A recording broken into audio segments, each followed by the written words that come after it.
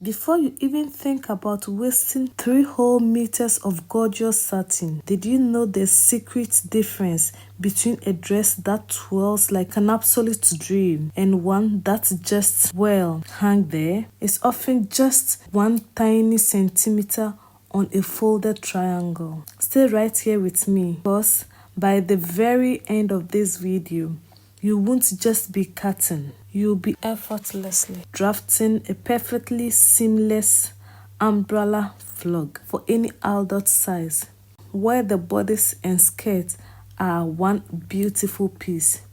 You won't need a single commercial pattern in sight. Let's make some magic, shall we? Alright.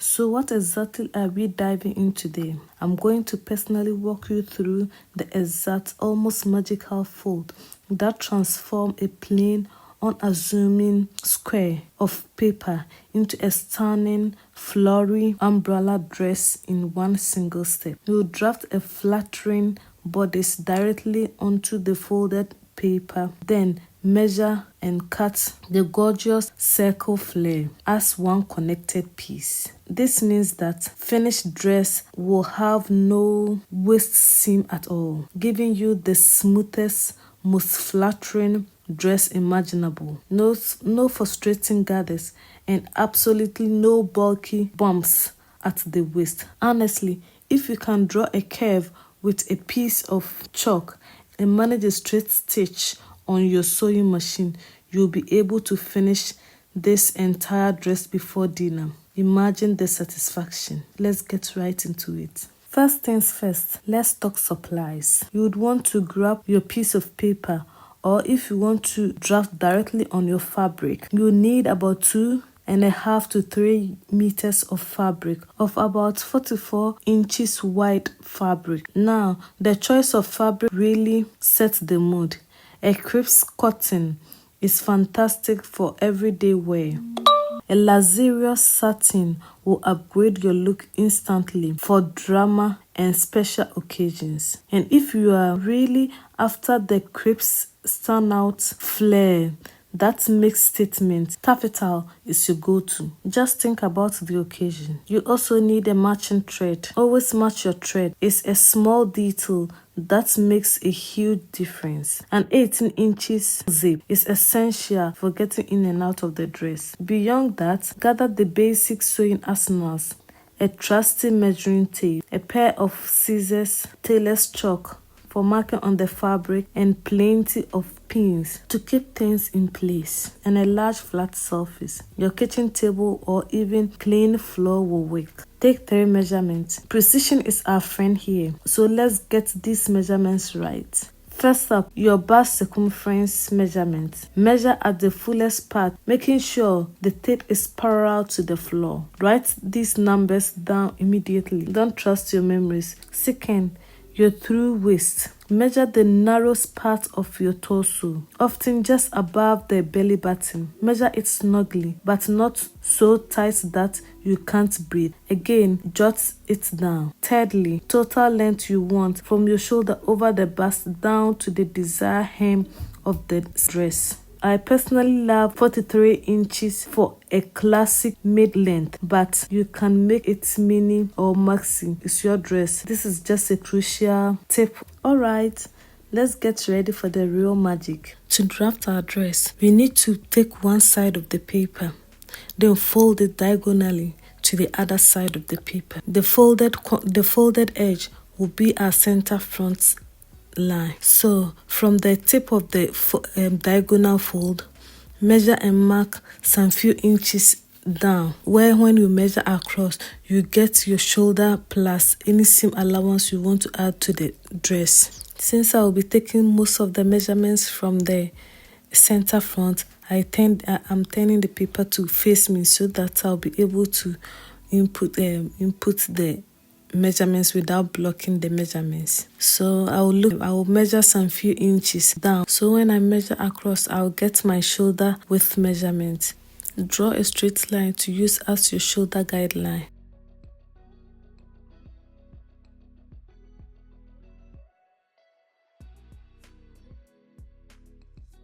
So this line that I've just drawn is my shoulder guideline. So from the shoulder guideline, measure and mark your neck width measurement, which in this case I'm using 3 inches. So I measure and mark 3 inches on the shoulder guideline like so. I want to create the front neck curve. So from the shoulder, I'll measure down again 4 inches. Then draw a square to use as a guideline to draw the neck curve. So I'll go ahead and join the points. I'll go ahead and draw the neck curve just like so. Still on the shoulder guideline, I'll measure and mark my shoulder measurement, which in this case is 7 inches.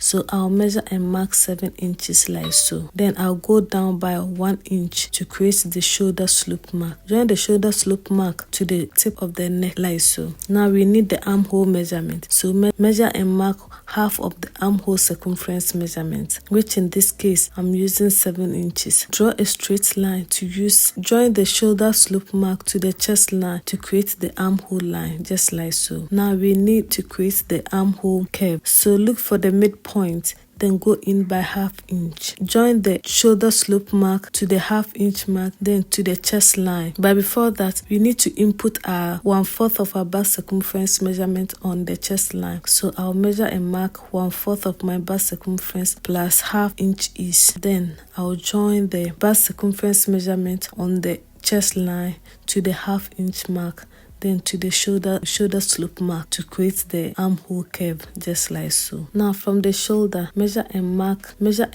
our shoulder to waist measurement, which in this case I'm using 16 inches. So I'll measure and mark 16 inches down like so to create the waist guideline. Now on the waistline, measure and mark 1/4 of your waist circumference measurement plus ½ inch ease. So I'll measure and mark like so. Join the waistline to the chest line to create the side seam for the dress like so. Now we need the length of the dress. So measuring from the waist, I'll measure down 50 inches to use as the length of the dress. So in this case, from the shoulder, I'll measure down 50 inches and mark several points to create an arc to use as the hemline.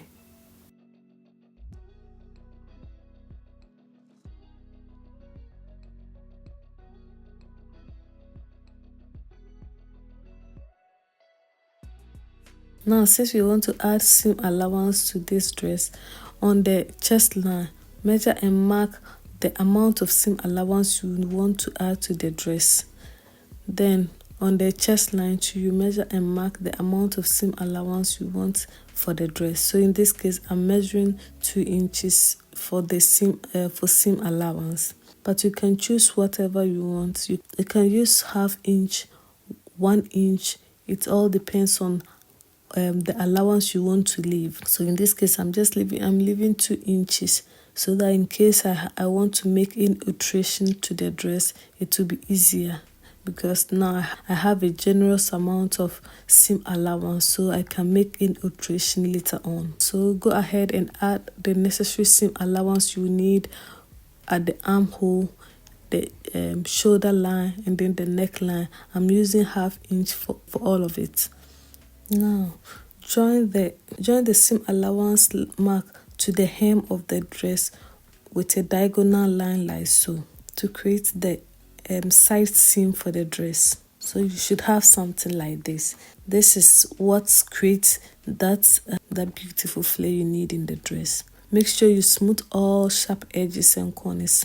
So in this case, I'm smoothing it so that I'll not have that sharp curve there, but rather it will be a smooth transition from the waist to the hem.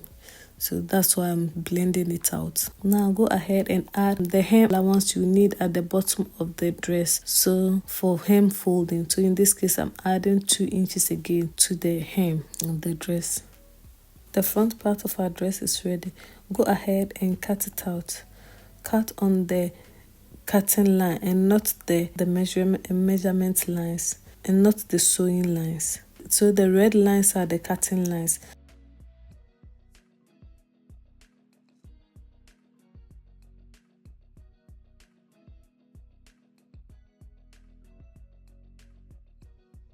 The front part of our dress is ready. Look how gorgeous it looks, even on paper. So just imagine how it will look on a fabric, a soft fabric. So now let's go ahead and draft the back part of our pattern. So the back too, you fold it just like we did for the front, a diagonal fold. Thus you take one side of the triangle, then you fold it diagonally to the other side of the triangle to get a straight line. From the folded corner, you need to add your seam allowance. So measure and mark the amount of seam allowance you will need for the back. So in this case, I'm using 1 inch seam allowance. So from the center back, that's the folded corner, 1 inch, so that I'll be able to draw a straight line to use as my zipper allowance.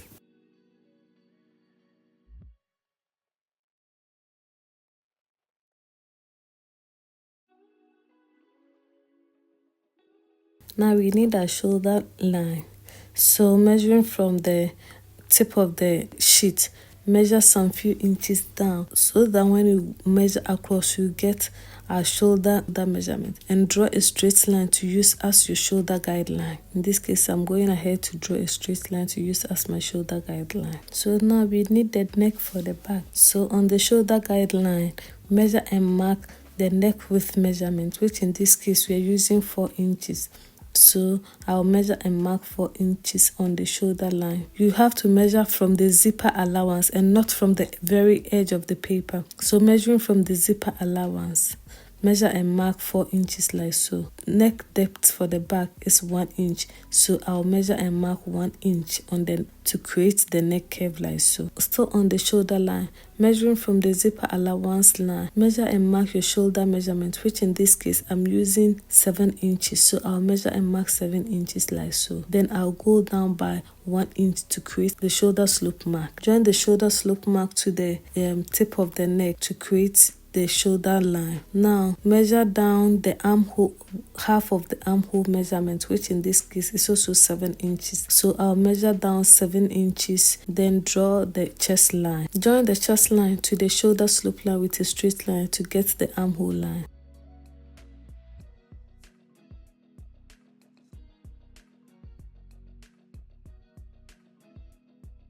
Now, on the chest line, measure and mark 1/4 of your bust circumference measurement plus the necessary ease you want in the dress. So in this case, I'm using 1/2 inch ease. So on the armhole line, look for the midpoint and make a point there. Then join the midpoint mark to the chest line, then to the shoulder slope line to create the back armhole curve like so. Now, measure and mark our shoulder to waist measurement, which in this case is 16 inches. So from the waist, I'll measure and mark 16 inches down to create the waist guideline. Now on the waist guideline, measure and mark 1/4 of your waist circumference plus the necessary ease you need in the dress. So in this case, I'm adding just 1/2 inch ease.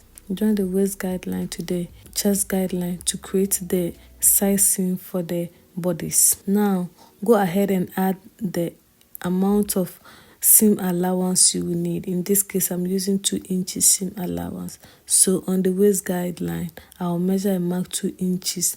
Then on the chest guideline too, I'll measure and mark 2 inches. Create the side seam line. On the armhole, back armhole, I'll also go ahead and add 1/2 inch seam allowance to the armhole, to the shoulder, and then to the back neck line. So I'll go ahead and add all those seam allowance. Join the seam allowance marks to create the seam allowance lines for the back, or the cutting lines for the back. So the red lines will be our cutting lines and not the green lines. Now we need the length of the dress. So measuring from the shoulder, I'll measure down 50 inches to use as the length of the dress. So in this case, from the shoulder, I'll measure down 50 inches and mark several points to create an arc to use as the hem line. Go ahead and join the marks just like you did for the front to create the hem curve for the back. Please don't forget to add your hem allowance for hem folding. Join the waist seam allowance to the hem to create the side seam for the down part of the dress. The back part of your dress is also ready. Go ahead and label it and then cut it out.